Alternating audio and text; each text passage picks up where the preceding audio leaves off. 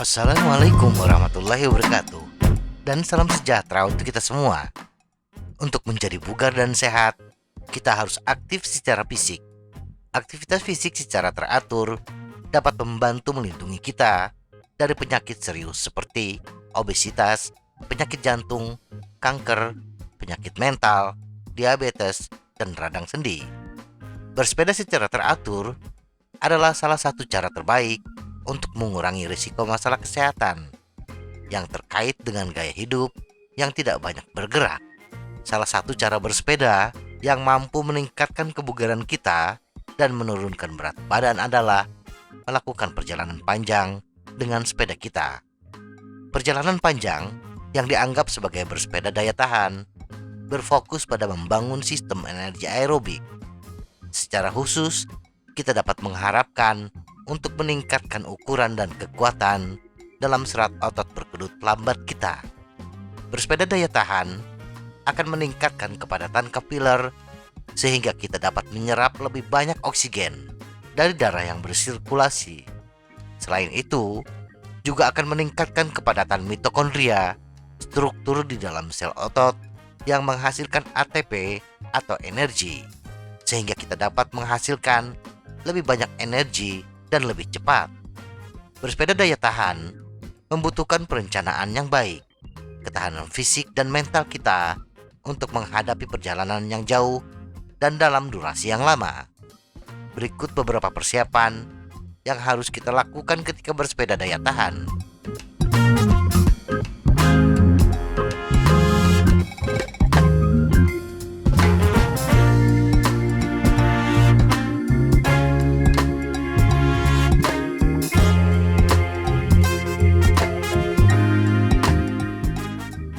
Satu, persiapan bahan bakar. Untuk benar-benar memiliki daya tahan yang baik, kita perlu memanfaatkan cadangan internal bahan bakar kita sebaik-baiknya. Bahan bakar cadangan ini adalah glikogen atau karbohidrat yang tersimpan di otot dan hati, glukosa dalam aliran darah, trigliserida atau lemak yang disimpan di otot, dan simpanan bahan bakar terbesar yang paling penting, lemak tubuh. Jadi, mana dari tangki bahan bakar ini yang paling bertanggung jawab untuk membuat kita tetap bertahan dalam perjalanan panjang? Ya, bukan karena kekurangan lemak, kelebihan asam laktat, atau kekurangan oksigen yang membuat kita turun dari sepeda. Sebaliknya, kehabisan glikogen otot, tingkat glikogen hati yang rendah, atau kadar glukosa darah yang sudah mulai menipis adalah yang akan menghentikan kita mengayuh sepeda. Mengalami satu atau ketiganya akan menyebabkan kita mengalami bongking.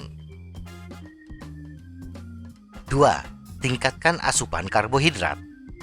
Untuk memperpanjang daya tahan, kita perlu memastikan bahwa sebelum perjalanan jauh, kita setidaknya memiliki 1 atau 2 hari di mana kita memastikan bahwa makanan berkarbohidrat dimakan setiap 3 jam dengan banyak air yang dikonsumsi setiap kali makan. Pemuatan karbohidrat ini membantu kita menyimpan glikogen otot, khususnya bila kita tidak terlalu memporsi tenaga yang akan menguras cadangan glikogen kita. Bersepedalah dengan tingkat intensitas yang rendah selama masa carbo loading, 1 hingga 2 hari sebelum perjalanan jauh dimulai. Kemudian, ketika memulai perjalanan, bersepedalah dengan intensitas sedang di awal perjalanan. Kita lebih mengandalkan proses aerobik, glukosa dicampur oksigen sebagai bahan bakar, dan cadangan glikogen akan dimanfaatkan ketika memasuki tanjakan curam atau kita harus mengayuh sepeda dengan kecepatan tinggi. 3. Sarapan pagi sebelum perjalanan. Bahkan, memulai dengan persediaan glikogen yang cukup tidak menjamin kita memiliki daya tahan maksimal. Oleh karena itu, di pagi hari sebelum memulai perjalanan, kita harus mendapatkan sarapan awal karbohidrat, protein, dan lemak sekitar 2 hingga 3 jam sebelum berangkat. Makan terlalu dekat, katakanlah 1 jam sebelumnya, bukannya meningkatkan daya tahan, justru kita akan mendapatkan masalah, terutama untuk pencernaan kita.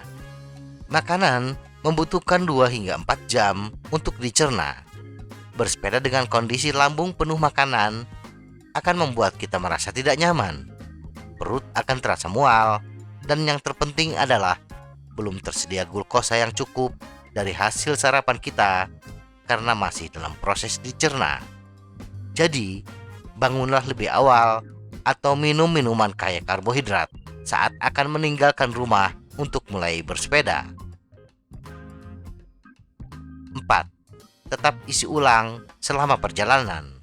Di awal, kita sudah membicarakan untuk mengutamakan glukosa dibandingkan menguras glikogen. Cadangan glukosa yang ada dalam darah hanya mampu bertahan 60 hingga 90 menit. Dan secara bertahap, cadangan glukosa akan ditambah dari hasil memproses lemak. Tetapi harap diperhatikan, proses mengkonversi lemak menjadi glukosa membutuhkan waktu yang lama. Oleh karena itu, kita harus memastikan ketersediaan glukosa selama perjalanan agar kita tidak mengalami bonking. Sambil menunggu tubuh memproses lemak, kita juga harus menambahkan karbohidrat secara teratur setiap 20 menit. Targetkan sekitar 60 gram karbohidrat per jam selama perjalanan sebagai antisipasi ketersediaan glukosa. Para peneliti di Amerika Serikat telah menunjukkan bahwa mengkonsumsi 15 gram madu atau glukosa yang diminum setiap 15 km selama perjalanan 64 km meningkatkan kinerja dibandingkan dengan minum air putih saja. Bersepeda dengan glukosa glikemik tinggi dan madu glikemik rendah tiba di rumah 2,75 menit lebih awal, memiliki rata-rata output 40 watt lebih banyak selama 15 km terakhir dibandingkan dengan pesepeda yang hanya minum air. 5. Latih tubuh kita untuk daya tahan. Untuk benar-benar mendapatkan hasil maksimal dari tubuh kita, mulailah dalam beberapa minggu atau lebih sebelum melakukan perjalanan jauh dengan bersepeda secara teratur untuk membuat tubuh kita lebih bugar dan lebih baik dalam menggunakan simpanan lemaknya. Pesepeda yang fit menggunakan jumlah lemak yang lebih tinggi dan lebih efisien dalam meregangkan cadangan karbohidrat. Gunakan pengingat sederhana ini tentang apa yang membuat kita lebih bugar. ABC, aerobik, breakfast, konsistensi, yaitu bersepeda aerobik 4 hingga 6 jam seminggu, bersepeda tanpa sarapan hingga 2 jam untuk membuat tubuh kita cerdas dalam membakar lemak, dan konsistensi. Mengajarkan tubuh kita untuk bekerja lebih lama akan menghasilkan daya tahan yang baik.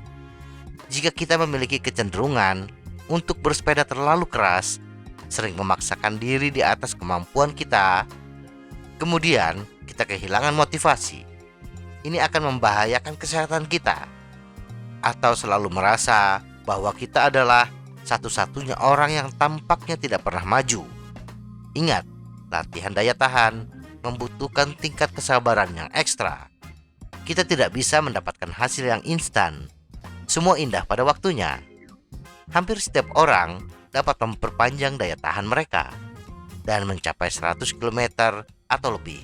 Kita mungkin tidak membuat rekor kompetisi di sepanjang jalan, tetapi kita masih bisa membuat jarak. Bersepeda yang konsisten memberi kita peningkatan daya tahan dan penggunaan lemak yang lebih baik. Begitu kita mulai meningkatkan perjalanan terpanjang kita, tantangannya adalah menetapkan tujuan yang lebih besar setiap minggu kedua atau ketiga. Dengan membawa diri kita secara fisik dan mental ke dalam zona waktu baru, kita akan mengalami ujian makan, kecepatan, dan kelelahan yang dibawa oleh cakrawala baru. Pilih teman bersepeda dengan stamina yang sama atau lebih tinggi dan tetap berdekatan, sehingga kita dapat saling menyemangati. Semoga informasi ini bermanfaat. Tetap sehat, salam goes.